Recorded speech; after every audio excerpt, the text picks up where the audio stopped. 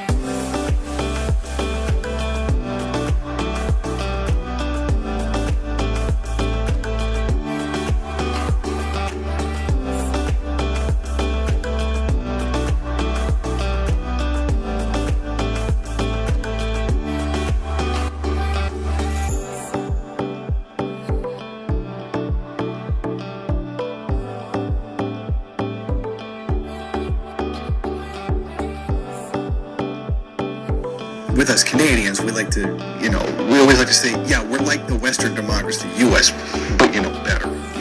We're not like them. We're not racist like them. We're not batshit insane like them. Well, true, we're not batshit insane, but we are racist. There's no getting around that. You can't stand there and say you're the better example of Western democracy when you continue to do a lot of things that flawed Western democracy is doing.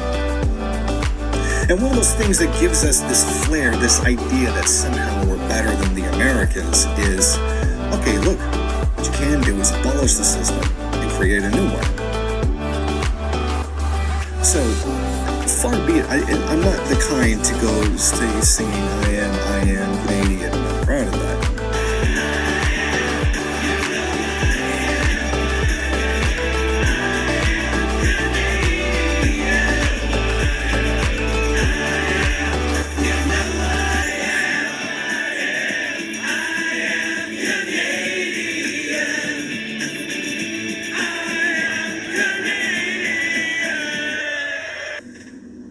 I don't need to do that. I need to take pride in the fact that I was born in a first world country. I'm proud of me. I'm proud of what I've done, what I've accomplished. And I reject the crimes that are being done across the world in my name by proxy of being a Canadian. And I benefit from those crimes. That's why I oppose them. Well, that and because then, they're wrong. So it's not really... This has never really been a case where, like, I'm really proud to be a Canadian or something. I mean, you go far enough back to when I was a teenager, I was proud. But, since I've been doing this, no, I've never really been proud to be a Canadian. I don't really identify with, all this and all of that. Canada's an imperialist country, which goes along with the United States and the UK to a very large degree. So I don't see there being any pride in that. Even from a non-revolutionary perspective, being a country that just goes along with whatever, the dominant powers of the world tell you to, there's not really much to be proud of for that anyway. So I just wanted to clarify that. I'm by no means a Canadian patriot at all. I'm not proud of my country. I'm not proud to be a Canadian. That's just not how it works with me.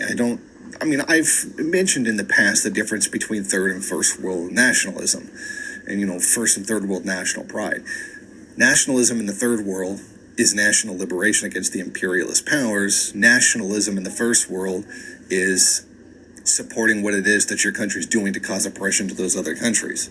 So there is a difference. The nationalisms do manifest differently. And in fact, on my blog, I do have a lengthy post describing the difference between the two, and I'll link that in the description so you can see it. So, you can't call me a Canadian patriot. I've never really been, even as an adult, I've never really been one, and it's not something that I've ever been proud of. I just want to make a quick video clarifying that.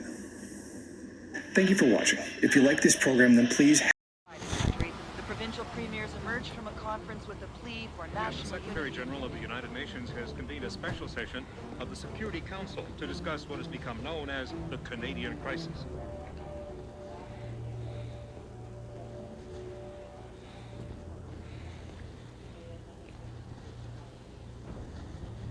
It's a sad day for all of us, Prime Minister. I have to thank you nonetheless. For what? For bringing down my government. My problem was always really the calendar. There's not enough days in the week. My father's mandate only had 6 months to run. Not enough time for me to do everything that needed doing.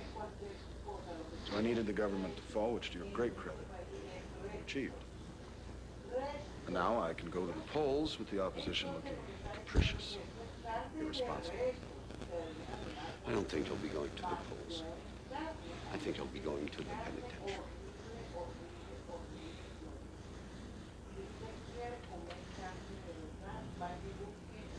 And the charges would be treason, conspiracy, murder. They would. And you think they'll stick? I have the evidence. In hand? I swear here. You haven't been watching my news yet. The explosions rocked nearby buildings, but the only casualties reported so far were the occupants of the car, which was registered to one Leah Collins.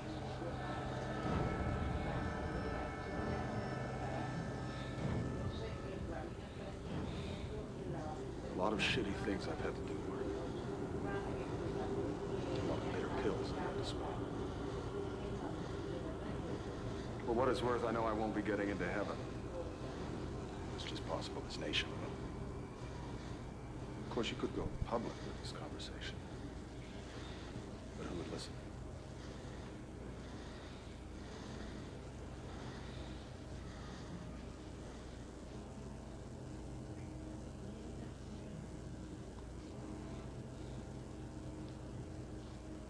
And today, coast to coast, Canadians go to the polls. The last 2 months have seen a brutal, some would say vicious campaign, one that has deeply divided the nation and tested the solidarity of the ruling party. The opposition, led by Cam Ritchie, has mounted a sustained assault on the government's character and credibility. And as the nation votes, all indications suggest this will be the most hotly contested election in modern memory.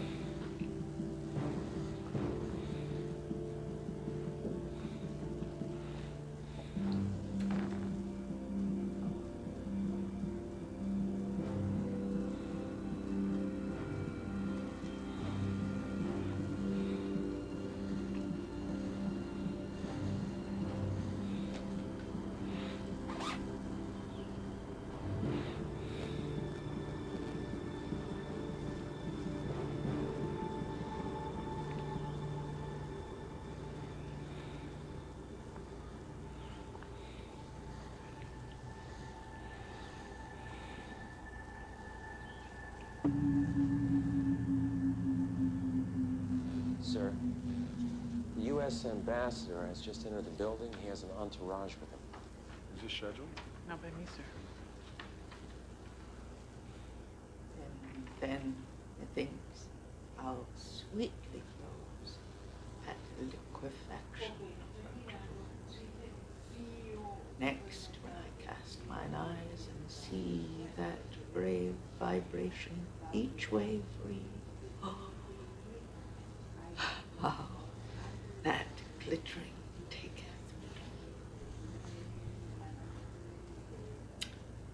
me. And they took you. Yes, they did. They took you and they drowned you.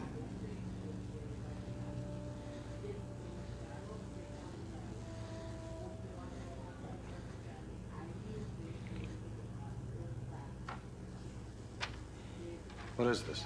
It's an executive order, Tom. Invoking the National Securities Act, USC 50.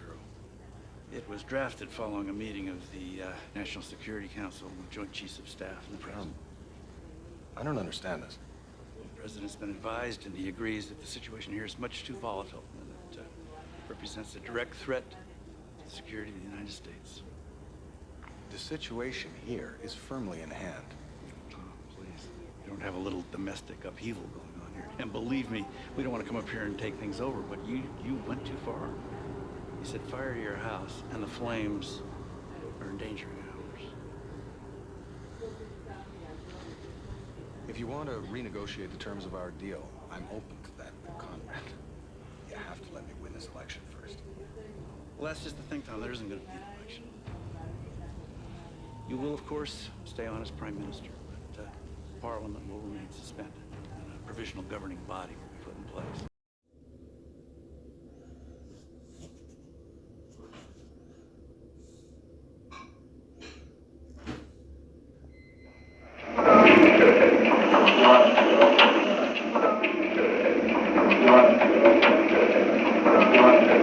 These inductees were 10 years old when President Johnson was elected with the largest majority in U.S. history on a platform stating no American boys would be sent 8,000 miles to die in Vietnam. 5 years in jail for those refusing induction into the service.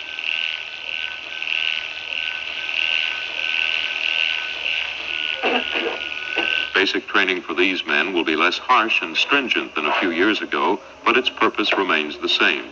The recruit's civilian identity must be replaced by a military one, highly disciplined and conditioned to follow orders without question.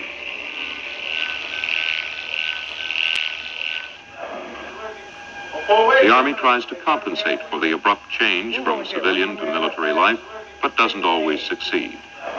Reception station has undoubtedly left you many questions that you would like to have answered, not only about the Army, but also about the reception station. There are many things that you are entitled to by virtue of being a military individual. If you have a problem, bring that problem to our attention. We can help you solve it. There hasn't been a problem brought to us in the past that we have not been able to solve. Check it out. But even a well-disciplined military, given the best of conditions, has little time to attend to the personal problems of its men. Its main goal is to produce effective soldiers, soldiers who will fight and kill, and be killed if necessary.